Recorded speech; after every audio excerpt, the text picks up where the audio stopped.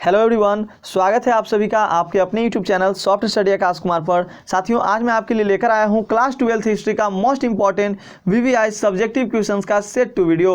Friends, मैं आपको हर set में हिस्ट्री के मोस्ट इंपॉर्टेंट क्वेश्चंस का प्रैक्टिस करा रहा हूं, जो कि आपके एग्जामिनेशन के लिए काफ़ी ज़्यादा इंपॉर्टेंट रहने वाला है। तो शुरू करेंगे अपने पहले क्वेश्चन से। फर्स्ट क्वेश्चन है हमारा, हड़प्पा सभ्यता के मनके किन पदार्थों से बनाए जाते थे, इनको बनाने की विधि क्या थी। बहुत ही इंपॉर्टेंट क्वेश्चंस। मैंने आपको ऑलरेडी हड़प्पा सभ्यता के बारे में बहुत अच्छी खासी जानकारी दे रखी है। मैंने एक वीडियो आपको हड़प्पा सभ्यता के ऊपर ही बनाया है, जो कि क्वेश्चंस हड़प्पा सभ्यता से पूछे ही जाते हैं। तो यहाँ पर भी ये क्वेश्चंस आपके लिए एग्जामिनेशन के लिए काफ़ी ज़्यादा इंपॉर्टेंट है। सो समझ लेते हैं कुछ इस पर भी हम लोग अपने टर्म्स को। कहता है कि हड़प्पा सभ्यता के जो मनके थे वो कौन से पदार्थ से बनाए जाते थे और इनके बनाने की विधि क्या थी। तो याद रखिएगा, हड़प्पा सभ्यता के जो मनके होते थे साथियों, वो सेल खड़ी, फाइनास और मिट्टी, तांबा, कांसा, सोना, शंख इत्यादि से क्या होते थे, तो ये बनाए जाते थे। फिर उसके बाद बात की जाती है कि आखिर भाई मनके का क्या स्ट्रक्चर क्या रहता होगा, उसकी आकृति क्या रहती होगी, संरचना क्या रहता होगा।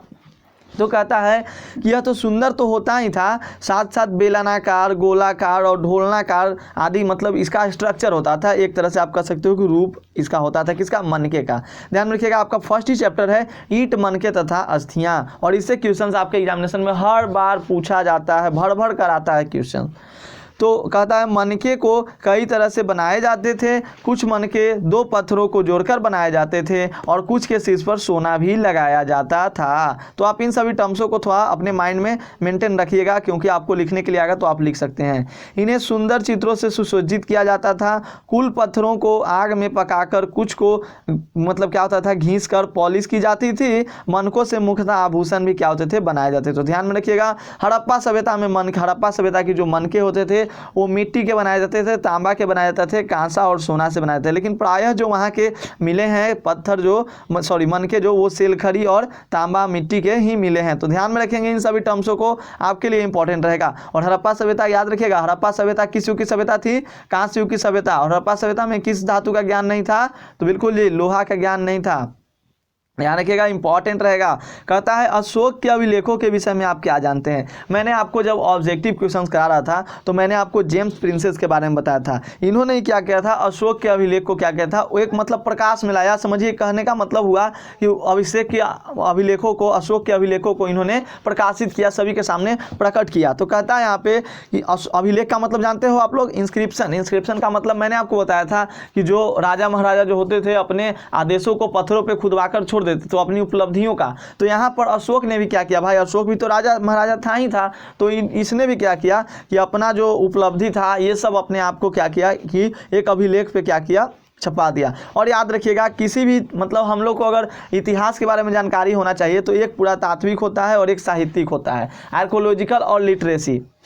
इन्हीं दो मेथडों के कारण हम लोग इतिहास की बातों को जानते हैं। तो यहाँ पे बात की जाती है हमारे अशोक के अभिलेखों की। तो कहता है अशोक और उसके बाद के मौर्य सम्राटों के अध्ययन के लिए अभिलेख महत्वपूर्ण साक्ष्य है। बिल्कुल, इतिहास के अगर हमको अध्ययन करना है तो अभिलेख क्या क्या करता है, बहुत इंपॉर्टेंट अपनी भूमिका अदा करता है। उसे क्या, जैसे आप हड़प्पा सभ्यता में देखें, अभिलेख के कारण ही क्या वहाँ का लिपि के बारे में पता चला, और वहाँ के कुछ कुछ बारे में बहुत ज़्यादा जानकारी हम लोग को अभिलेखों से भी मिलती है। फिर और अब बात कर लें महाभारत की, तो महाभारत कैसा है, पुरातात्विक है, मतलब लिटरेसी है। उसमें से क्या होता है, मतलब हम लोग को पढ़कर जानते हैं, ठीक है, धार्मिक तरह का है। तो कहते हैं कि अशोक के अभिलेखों को प्रकाश में लाने का श्रेय जेम्स प्रिंसेस को है। बिल्कुल, मैंने अभी आपको बताया। वह अंग्रेजी कंपनी का पदाधिकारी था। 1837 ईस्वी में उन्होंने एक अभिलेख को पढ़ा जिस पर ब्राह्मी लिपि और प्राकृत भाषा में था। मतलब अशोक का जो मोस्ट ऑफ द अभिलेख होता था दोस्तों, वो ब्राह्मी लिपि में ही होता था और प्राकृत भाषा में। याद रखिएगा, ऐसे तो लोग अभिलेख को किस भाषा में लिखवाते थे, संस्कृत में ज़्यादा। लेकिन जो हम लोग बात कर ले अभी अशोक की, तो अशोक का अभिलेख था वो दोस्तों किस भाषा में था, ब्राह्मी लिपि था और प्राकृत भाषा में था। ध्यान रखिएगा। और इसमें क्या था, देवानिपि, प्रियदर्शी अर्थात देवों के प्रियदर्शी का उल्लेख था। 1915 में इसी प्रकार का एक अन्य लेख प्राप्त हुआ जिन पर प्रियदर्शी अशोक खुदा हुआ था। इसीलिए आप लोगों को ध्यान में होगा कि प्रियदर्शी वाले शब्द को क्या कहा जाता है, अशोक का अभिलेख भी क्या कहा जाता है, माना जाता है। यह ऑब्जेक्टिव में मैंने पढ़ाया भी था। तो इस आधार पर क्या कहता है, प्रियदर्शी शब्द वाले अभिलेख को अशोक के माने गए हैं। और अशोक के अभिलेख अनेक प्रकार के हैं, जैसे बृहद शिलालेख, लघु शिलालेख, स्तंभ लेख, गुहा लेख। तो आप लोग याद रखिएगा, इंपॉर्टेंट रहेगा आपके एग्जामिनेशन के लिए। नेक्स्ट हमारा क्वेश्चन कहता है, क्वेश्चन 3 थोड़ा समझ लीजिए कि भारतीय सिक्कों का संक्षिप्त परिचय दें। अब बात कर लें सिक्कों के बारे में कि आखिर भारत की जो सिक्के थी उनके बारे में कुछ हमें यहाँ पे लिखना आता है। ऐसे ऐसे क्वेश्चंस आपके एग्जामिनेशन में पूछे जाएंगे, इंपॉर्टेंट रहेंगे। जो भी मैं क्वेश्चंस करा रहा हूँ वो आपके लिए काफ़ी ज़्यादा इंपॉर्टेंट रहने वाला है। और आज मैं आपको रात्रि 9 बजे से क्या करूँगा, लाइव क्लासेस लूँगा सब्जेक्टिव का, उसमें आप लोग जरूर से जरूर जुड़िएगा। सिक्कों के वो महा मैराथन होता है, उसमें जितने भी आपके क्वेश्चंस आने वाले रहते हैं एक ही वीडियो में कवर किया जाता है। तो सिक्कों के प्रचलन से अर्थव्यवस्था को प्रोत्साहन मिला। बिल्कुल, अर्थव्यवस्था में सिक्कों से क्या हुआ, प्रोत्साहन मिला। प्रोत्साहन करने का मतलब होता है एक सपोर्ट मिला। तो भारत के प्राचीनतम सिक्के आहत सिक्के हैं, जिनका चलन 6ठी शताब्दी ईस्वी पूर्व में आरंभ हुआ। ये चांदी और तांबा के बने थे, इन पर सिर्फ कुछ चिन्ह बने थे, इन्हें जारी करने की आकृति एवं लेखा नहीं है। मतलब उसका कोई एक स्ट्रक्चर नहीं था, लेखा नहीं है, चिन्हों के आधार पर ही इन्हें राजवंशों से जोड़ा गया है। जैसे आपको यहाँ पे एग्जाम्पल मैंने दिया है कि अगर मोर का रहता था तो उसे मौर्य कह दो। देखिए यहाँ पे कहता है कि संभवतः कुछ सिक्के व्यापारियों एवं धनी नागरिकों द्वारा भी जारी किए गए हैं। बिल्कुल, हमारे यहाँ भी कोई स्पेशल मौका आता है तो स्पेशल मौके पे एक स्पेशल टाइप का सिक्का जारी किया जाता है। तो मयूर के छाप वाले सिक्के मौर्यों के माने गए। मौर्यों ने सिक्के को ढालने पर राजकीय नियंत्रण स्थापित किया था। बिल्कुल, ये बात को आप लोग ध्यान में रखेंगे। फिर कहता है कि हिंद यूनानियों के समय से सिक्कों को ढालने में क्रांतिकारी परिवर्तन आया। हिंद यूनानी जब आए यहाँ पे, हिंद जो यूनानी थे, यूनान के रहने वाले, तो एक क्रांतिकारी क्या हुआ, परिवर्तन आया और सोने के सिक्के सर्वप्रथम इन्होंने ही जारी किया। सातवाहनों ने भी मूल्यवान धातु के सिक्के चलाए। ईसा के 6ठी शताब्दी तक सिक्कों की संख्या कम हो गई थी। तो ध्यान रखिएगा, बहुत इंपॉर्टेंट रहने वाला है। कौन क्वेश्चन आपके एग्जामिनेशन में आ जाए मुझे भी पता नहीं, लेकिन मैं इतना जानता हूँ कि मैं जो पढ़ा रहा हूँ वो एग्जामिनेशन में आएगा। कुल एवं जाति का अंतर स्पष्ट कीजिए। अब देखिए, कुल का मतलब क्या होता है। आप लोग जनरली तौर पर, हम लोग जहाँ से बिलोंग करते हैं, तो आप लोग कहता है कोई जब हम लोग कुछ लड़ाई झगड़ा किसी से कर लेते हैं तो कहता है का कैसन कुल था इसका, इस तरह से होता है। मतलब कुल कहने का मतलब हुआ कि एक अपने परिवार से संबंध रखा, ठीक है ना। और जाति कहने का मतलब है कि पूरे समुदाय से, जैसे कहने का मतलब कि आप इस जाति के हो और इस जाति को। कुल कहने का मतलब समझ चुके होंगे, जैसे आप लोग सीरियल भी देखते होंगे तो उसमें भी कुल और जाति के बारे में बहुत ज़्यादा डिस्कशन रहता है। तो कहता है यहाँ पे कि कुल शब्द परिवार का द्योतक है। बिल्कुल, परिवार का कहता है ना, किस कुल का है, कैसा कुल का है, मतलब कैसन परिवार का है। ये कुल बड़े समूह का एक भाग होता है। यह बड़ा समूह बांधवों अथवा संबंधियों का समूह होता है। बिल्कुल, बांधवों अथवा अपने आप के संबंधियों का क्या होता है, एक समूह होता है कुल। और यहीं पे बात कर ले हम लोग जाति की। तो जाति क्या होता है दोस्तों, ये जाति जो होते हैं अटूट संबंध होता है। यह रक्त संबंधों पर आधारित होता है।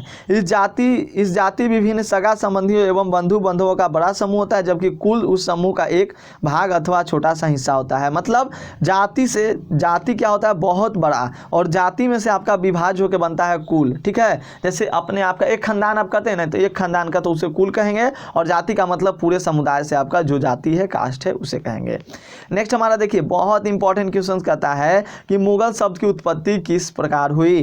कहा जाता है कि मुगल शब्द की जो उत्पत्ति हुई थी ना, वो मंगोल शब्द से हुई थी। हालांकि मुगलों ने इसे नहीं कहा था, मुगलों ने स्वयं इसे भी मतलब अपने बारे में मुगल का नाम नहीं लिया था। वो तो एक मतलब एक यूरोपीय इतिहासकार जो आया था ना, तो उसने बाबर को कहा कि ये मुगल परिवार का है, तो मुगल शब्द का प्रयोग होने लगा था। देखिए हम लोग पढ़कर समझते हैं।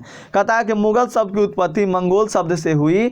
मुगलों ने स्वयं इस विशेषण का प्रयोग नहीं किया, क्योंकि पितृपक्ष से वे तैमूर के वंशज थे। कौन? मुगल। ध्यान दीजिएगा, जो मुगल हम लोग आज कहते थे वो किस वंश के वंशज थे, तो तैमूर वंश के वंशज थे, और तैमूरी कहलाते भी थे। तथा मातृपक्ष से बाबर चंगेज खां से संबंधित था, अपने माता की तरफ से। किससे? चंगेज खां से। 16वीं सदी के यूरोपीय इतिहासकारों ने बाबर और उसके परिवार के लिए मुगल शब्द का क्या किया था? प्रयोग किया था। तो ध्यान रखिएगा, यानी यूरोपीय इतिहासकारों ने बाबर और उसके परिवारों के लिए मुगल शब्द का उपयोग किया, उसी से हम लोग मुगल कहते हैं। मुगल, गूगल नहीं, मुगल, ध्यान रखिएगा। नेक्स्ट हमारे यहाँ पे क्वेश्चन 6 है, जो कि आपके लिए इंपॉर्टेंट है। पीडीएफ आपको टेलीग्राम पे मिल ही जाएगा। कहता है विजयनगर के राजाओं के अंतर्गत अमरनायक कौन थे? देखिए अमरनायक जो था एक मतलब पृथ्वी से, मतलब कहाँ, भूमि से संबंधित था, ठीक है, समझिएगा। मतलब होता क्या था विजयनगर में, पढ़कर ही समझ लेते हैं, क्योंकि ज़्यादा डिस्कस करने से उतना फायदा नहीं है, क्योंकि आपको तो एग्जामिनेशन में केवल क्वेश्चन को टच करना है। क्वेश्चन टच कीजिएगा, आपको ऑटोमेटिकली मार्क्स मिल जाते हैं। क्योंकि देखिए आज तक आप जितना भी क्वेश्चन को आप याद करके सोचिएगा कि लिखें, तो ये आपके लिए पॉसिबल नहीं होता है। अगर आप किसी चीज़ को कंसेप्चुअल बेस पे समझते हो तो आप आसानी से कुछ अच्छा कर सकते हैं। देखिए कहता है कि विजयनगर साम्राज्य में राजा सैनिक व असैनिक अधिकारियों को उनकी विशेष सेवाओं के बदले भूमि प्रदान करता था। मतलब अगर कोई वहाँ का सैनिक है या जो भी मतलब वहाँ का नागरिक है, तो उनकी कोई विशेष सेवाओं जब की जाती थी तो कैसे हमारे यहाँ ठाकुर उकुर लोग रहते हैं, अब तो नहीं, अब तो सब बंद हो चुका है। अब तो मतलब जाति का नाम ही नहीं रह गया, कोई आदमी कोई काम कर रहा है, मतलब सब बदल गया है, चेंज हो चुका है।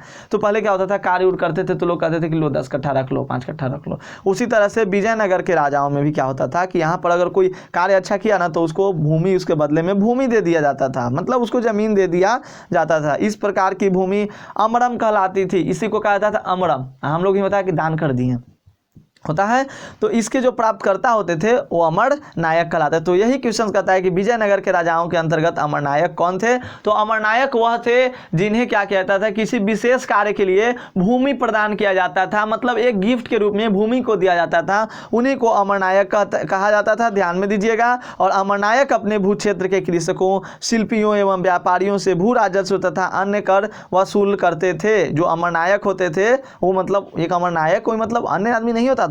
जैसे एक राजा महाराजा जिसको देगा तो वो अपने मतलब जो दरबारी उरबारी होगा, जो अच्छा कार्य करेगा उसी को देगा ना, सैनिक व सैनिक अधिकारियों को। ध्यान दीजिएगा। तो ये लोग क्या करते थे, कर वसूली करते थे। और अमरनायक जो थे वर्ष में एक बार राजा को भेंट भेजते थे। अमरनायक अपनी तरफ से भेंट भेजते थे राजा को। अब देखिए ये इंपॉर्टेंट क्वेश्चंस आपके लिए, रेहला पर एक संक्षिप्त टिप्पणी लिखिए। बहुत बार आपके एग्जामिनेशन में पूछा गया है। ध्यानपूर्वक अच्छे कंसेप्ट के साथ आप यहाँ पे कार्य अपने संलग्न तरीके से अपने माइंड को फ्रेश करके, ईयर को खोल के, आँख को कंसंट्रेट करके इसको ध्यान से देख लीजिएगा। कहता है रेहला इब्न बतूता का यात्रा वृत्तांत है। ध्यान दीजिएगा, इब्न बतूता का यात्रा वृत्तांत कौन है? तो रेहला है। ऑब्जेक्टिव में पूछे जाएंगे। जिसे इब्न जुजे ने 1353 ईस्वी में इब्न बतूता के मोरक्को लौटने के पश्चात अजाइबुल अफसर नाम से लिया था। ध्यान दीजिएगा। इतिहासकार मेहंदी हसन ने इस पुस्तक का नाम रेहला रखा। रेहला कौन रखा? तो मेहंदी हसन ने रेहला इसका नाम रख दिया। और इसमें इब्न बतूता के यात्रा के उद्देश्य एवं आरंभ पर लिखा गया है। साथ ही तुगलकालीन था, तुगलकालीन न्याय व्यवस्था, सड़क व्यवस्था, डाक व्यवस्था का भी इसमें जिक्र किया गया है रेहला में। तो ध्यान मेन यहाँ पे बात की जाती है कि रेहला जो था वो इब्न बतूता का यात्रा वृत्तांत था, मतलब कहाँ कहाँ घूमा, कैसे कैसे किया गया, जितना भी यात्रा किया ना उसका यहाँ पे यात्रा वृत्तांत था। ठीक है। और यहाँ पे कहता है कि भारत से किए जाने वाले अन्य देशों की यात्रा का भी वर्णन है। किसमें? तो आपके रेहला में।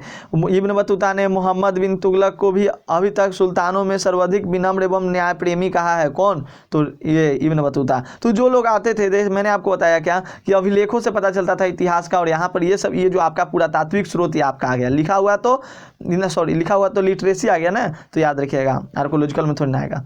यहाँ पे की जाती है उपनिवेशवाद का क्या अर्थ है, उदाहरण सहित समझाइए। मैंने आपको उपनिवेशवाद का आपको ज्योग्राफी में भी आपको समझाया था। हालांकि कुछ बच्चे ऐसे भी होंगे जिन्होंने ज्योग्राफी नहीं लिया होगा, तो उनको यहाँ पे समझा दूं। उपनिवेशवाद कहने का मतलब होता था कि मतलब हम तुम पर उपनिवेशवाद मतलब क्या करेंगे, जो शक्तिशाली जो देश होता था ना वो कमजोर देश पर क्या करता था, अधिकार कर लेता था। और कहता था कि अब यहाँ का जो भी राजपाट होगा वो हम लोग, यहाँ का जितना भी संसाधन होगा, जो भी चीज़ होगा उस पर हम लोग क्या करेंगे, नियंत्रण करेंगे। और तुमको जैसे कहेंगे वैसे करना, मतलब अपने से कमजोर को। किस तरह से पाकिस्तान ने किया था बांग्लादेश को, पूर्वी पाकिस्तान। ध्यान दीजिएगा ना। तो भारत का भी ब्रिटेन का एक उपनिवेश था। ध्यान दीजिएगा। ब्रिटेन के लोग कहते थे भारत में हमारे यहाँ का लोग होकर भी क्या थे, गुलाम थे। तो भारत भी कभी क्या था, ब्रिटेन का उपनिवेश था। ब्रिटेन के उपनिवेशवाद की वजह से ही भारत गुलाम हुआ और उसके संसाधनों का शोषण हुआ। हमारे यहाँ पहले भारत को क्या कहता था, सभी लोग जानते हैं कि जहाँ डाल डाल पर सोने की चिड़िया करती है बसेरा, वो भारत देश में, मतलब ये सोने की चिड़िया के नाम से भी जाना जाता था। ध्यान रखिएगा। बट इसे अंग्रेजों ने उपनिवेशवाद के कारण क्या किया, तो यहाँ पे अपना कब्जा जमाया और यहाँ से सारे संसाधनों को लूट लिया, शोषण कर लिया। नेक्स्ट हमारा क्वेश्चन कहता है क्वेश्चन 9, फिरंगी शब्द का प्रयोग क्यों किया गया? साथियों क्लियर है? चलिए पीडीएफ थोड़ा सा लोड हो जाने दीजिए। फटाफट से वीडियो को लाइक कर दीजिएगा, एक लाइक तो बनता है आप लोगों का। फिरंगी शब्द का प्रयोग क्यों किया गया? तो यह फिरंगी शब्द जो है भाषा शब्द है जो संभवतः फ्रैंक, जिससे फ्रांस का नाम पड़ा है, से निकला है। ये बात का आप ध्यान रखिएगा, फारसी भाषा है।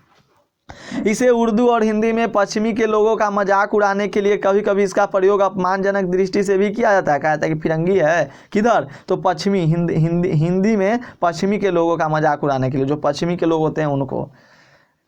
अब देखिए last question of this video कहता है, वीडियो को लाइक कर दीजिएगा, समझ में आया तो एक प्यारा सा कमेंट भी छोड़िएगा कि आपको वीडियो कैसा लगा। भारत में जनगणना कब शुरू हुई? बहुत ही इंपॉर्टेंट क्वेश्चंस, आपके जो कल का ज्योग्राफी का एग्जामिनेशन था उसमें इस क्वेश्चन को पूछा गया था। तो सबसे पहली बार जनगणना का अगर हम लोग शुरू से डिस्कस कर ले तो 1872 में कोशिश हुआ, जनगणना का प्रथम प्रयास किया गया, लेकिन कंटिन्यूअसली जो होता है एक तरह से जो औपचारिक रूप से, तो औपचारिक जनगणना 1881 से ही शुरुआत हुई थी, इस बात का भी ध्यान रखेंगे। तो कहता है कि इसके 1881 से 10 किए जनगणना, माने हर 10 साल पर क्या होगा, जनगणना होगा।